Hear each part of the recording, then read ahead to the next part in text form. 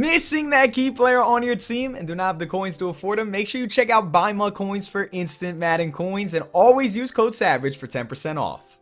Yo guys, what's going on? It's Savage here. Welcome back to another Madden 19 Ultimate Team video. And today, guys, we are going to be practicing for Weekend League with the God Squad. Pretty much what I'm going to be doing is I'm going to hop into a head-to-head game, except we're going to take it super serious. We're going to act like we need to win this game to clutch a top 100 finish. And I'm going to be commentating this video in an informative way. A lot of people have been asking me in the comment sections on numerous videos, yo, Savage, can you like break down what you're thinking in the middle of games so that we can kind of understand what you see? And I thought to myself, you know, that'd be a really fun idea. And I did it a little bit last year post-com, but I'm going to try it a little bit live-com, see how it goes. If you guys like this type of video, make sure you smack a big fat thumbs up on the button and comment down below if you'd like to see like an informative commentary once a week to help improve your game in Madden, so you guys can go ahead and see what I see, and maybe you guys can pick up on little things that I see. Of course, if you're new around here, after you're done liking, after you're done commenting, make sure you click that subscribe button and turn that notification bell on so you're always notified when the best Madden 19 videos are uploaded to YouTube.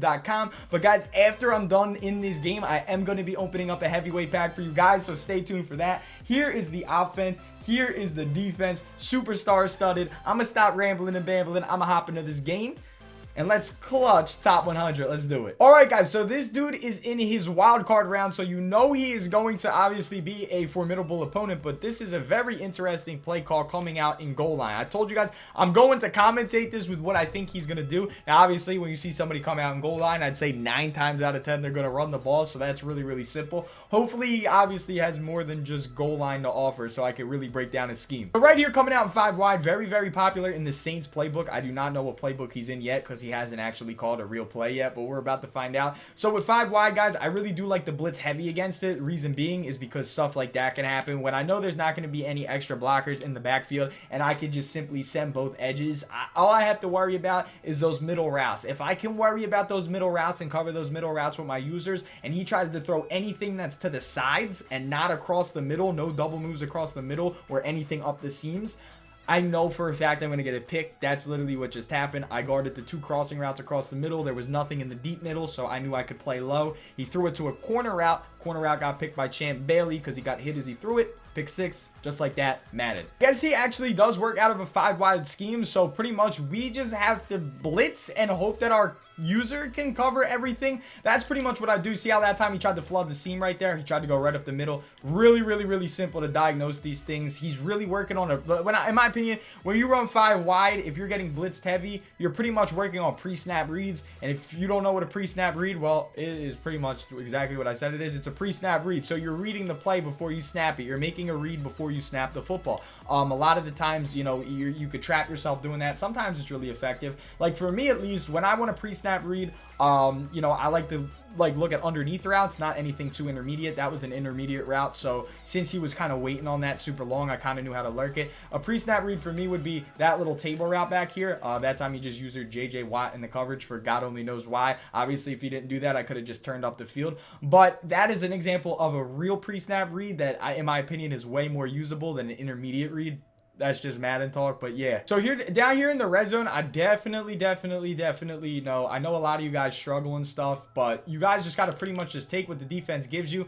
And yeah, like, just, dude, if they're going to play in purples or clouds, just attack the underneath, bro. Get right underneath them. Now, of course, guys, you definitely want to mix in the run game every once in a while. You know me, I love running draws and stuff. Right there, we get kind of tangled up with our offensive line. That's okay, though. And then I like to switch it over to a run-heavy set to really throw my opponent off, maybe catch him run committing right here, because I am just going to peek this ball right into the back of the end zone right there. Now, that was against the cover 3 shell, so I knew I had the seam read in between the safety and the right of screen corner.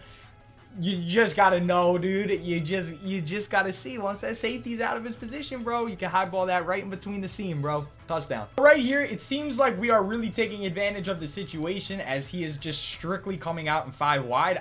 You know, when you are this one-dimensional in a scheme, it obviously makes it really easy for your opponent to diagnose the problem and stuff. And right there, we just, wow, Casey Hayward really just missed that right there on that nice little corner route.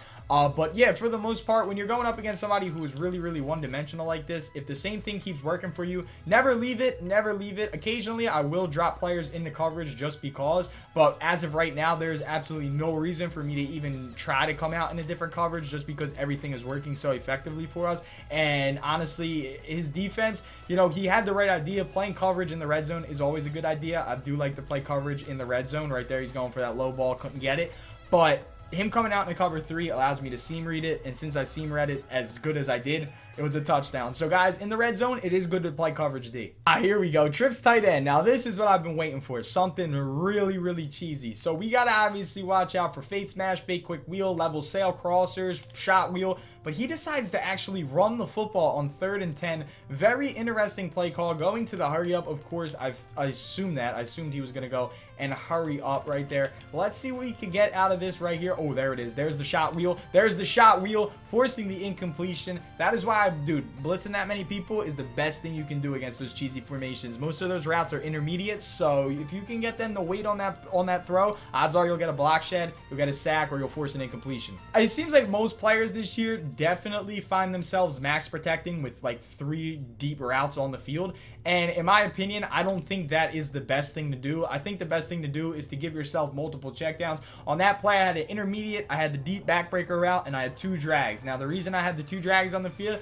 I can pick which one he doesn't use her. He played hard flats on that play, so, you know, I would have to deliver it quickly. But since I knew I would have the time, I was able to wait on the backbreaker route since he was using one of his ends in coverage. And from that point on, I either had the intermediate Texas route, the 2 drags for checkdowns, or the deep post, and we chose the deep post, and it paid off. We're up 21. This is definitely one of the most interesting opponents I've ever played online in general. Coming out in goal line once again, and we are sending everybody. We are able to get that block shed. I don't understand what that is. Listen, in my opinion, now guys, listen. There's always a reason that people do things, and this clearly has worked for him before. There's no reason that he would be calling this play like a goal line formation from his own 20 for no reason. It's just like he can't get it to really work against us. But there might be something in goal line that he knows about that's really glitchy. Once again, he's coming out in trips tight end, so I got to watch all the cheese, fade smash. Oh, actually, no, fade smash isn't in this one. He's going shot wheel right here. Shot wheel, once that double move again. We got all the double moves covered, and I bumped into him, and I didn't stick with it. That's all my fault. That's strictly user error right there. I'm surprised we actually didn't get any pressure. I'm actually, like, kind of disappointed in the squad. What are you guys doing making me look bad? Right here, man, single back. Got to watch stretch to the left. That's what I'm seeing. I'm seeing stretch to the left. He actually goes straight up the middle right there with Barry Sanders, and he gets tackled immediately. That brings us to the end of the first quarter. Good job on your performance so far. Seems like you were above the skill range. Okay, we will continue shortly. Good luck, buddy. Now it is time to get in his head, and we are going to actually be playing coverage. So since we've pretty much been blitzing him the entire first quarter, the first time he sees coverage might actually throw him off quite a bit right here. Going for the slant, and there it was. That was the first time Von Miller wasn't screaming through off the edge right there. We get the user lurk, we get the interception, and we are now up 21 in the start of the second with the ball. Now, personally, I would start chewing the clock right here if I was playing Weekend League and I knew I needed to win, because I'm up 3 possessions in the second quarter. There is absolutely no reason for me to continue to try to put together any sort of heroic drive. If anything, I am working on my checkdowns, and I am working on just getting the ball out as fast as I can. As soon as I hike the ball, there's a 3-second timer in my head. 1, 2, 3. If they give me this much time, though, dude, I will gladly take it. Like, look at this. Like, this is what I mean, man. If I'm getting this much time, bro, if I'm getting that much time, it don't matter. It really doesn't matter at all. But for the most part, against most people that I'd play, I would definitely consider, you know, trying to work on quick reads, trying to work on, you know, maybe even some pre-snaps, work on the pre-snaps a little bit, run the football a little bit, chew the clock a little bit, and wait for my opponent to disconnect his PS4 from his Wi-Fi, because he didn't have any sort of chance. But guys, that is going to wrap up the gameplay right there. I hope you guys kind of understand what I do. I blitz, I blitz, I blitz, I blitz, I blitz. I force them to think that they can't hit checkdowns. I force them constantly to think that they can't hit checkdowns, and I make them wait on those little intermediate routes across the middle, because if they wait on those little intermediate routes across the middle, then odds are 10 out of 10 times I am either going to get a sack because the routes take too long to develop, or I'm going to get a user lurk because I know what routes they want to develop. And we did obviously concede that really big post route, but that was, like I said, user error. That was just on me. I really wanted to see if I could, I didn't want to see, I just assumed we would get pressure, so I kind of bailed on the route. Shouldn't have done that. Should have just stuck with it stride for stride. That was just bad Madden etiquette right there. But here we go, guys. We got our heavyweight pack. Let's see. Can we pull something crazy? Can we maybe get that crazy flash? I don't know. Let's see. It's not a new one, I don't think. It is Russell Okung, so we are just going to quick sell him right there. I might as well just open up this pack too. But yeah, guys, I really do hope that you guys did enjoy this type of a commentary. If you guys did, make sure... Dude, Orlando Scandrick, bro. What the hell? I didn't even... Wait, he's on the Chiefs? Really? Bro, I didn't even know that.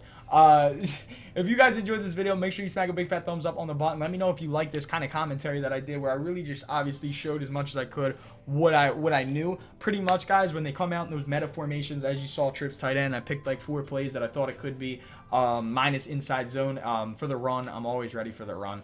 It's just so easy to tell when they're running the football. And then the other 4 plays, I was like shot, wheel, crossers, sail, or whatever else I said, the slot corner or deep attack under something. I forget what was the other play that I said. But yeah, other than that, guys, that's pretty much what you want to do. You want to look at the formations. When you see bunch, you know, you want to look for verticals, pat sail, curl flat, deep corner, mesh post, mesh, deep attack, a bunch of different plays in that formation. You know, when you see split close, you want to watch drag, trail, wheel, PA, something, PAY shot, you know, draw. You want to look for all those plays inside of the cheesy formations. That's pretty much all you're doing. And then on defense, you just got to count the heads in the box. If they're coming out and, a spread set and their defensive line is spread, odds are they're going to be trying to contain Yapia and try to blitz you all across the edges, or they're going to try to loop you with LB cross show. But for the most part, other than that, we played absolutely amazing in that game. Can't really ask for nothing better. Really good learning experience for you guys, hopefully. If you guys want to see more of this, hopefully, obviously, when we do this, maybe like once a week, maybe we get against a better player. But for the most part, it was a great game. It was really awesome by us. We executed perfectly on O&D, and that's nothing more you can ask. So I hope you guys did enjoy. If you did, smack a big fat thumbs up on the button. Make sure you subscribe if you're new around here. As always, guys,